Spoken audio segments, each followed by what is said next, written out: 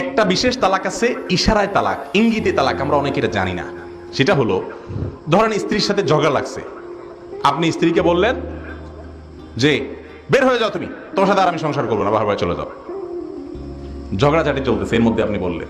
অথবা স্ত্রী আপনার কাছে তালাক চাইছে, তখন আপনি ডাইরেক্ট তালাক দিলাম এটা বললেন না, কিন্তু এমন কিছু বললেন যেটা দ্বারা তালাক বোঝা যায়, এটাকে বলে তালাকে কেনাই, ইঙ্গিতে তালাক। এইভাবেও কিন্তু তালাক হয়।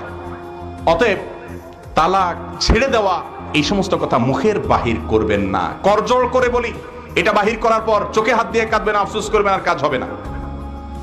যদি কাউকে না জানান তাহলে ভেতরে ভেতরে জেনার সম্পর্ক হবে, কিয়ামত দিন জেনাকার হিসাবে উঠবেন। এই জন্য তালাক, এই কথা পুরুষরা খবরদার স্ত্রীদের সাথে মুখের বাহির করবেন না। এটা যদি করতে হয় মনে মনে সিদ্ধান্ত নেবেন, মুখে কিচ্ছু বলবেন না। মনে মনে সিদ্ধান্ত নিলে কিছু হবে না। মনোনীত সিদ্ধান্ত নিবেন যে ঠিক আছে একসাথে থাকবো না, তাকে ছাড়তে হবে, কিন্তু মুখের বাহির করবেন না কোনো আলেমের সাথে পরামর্শ করে।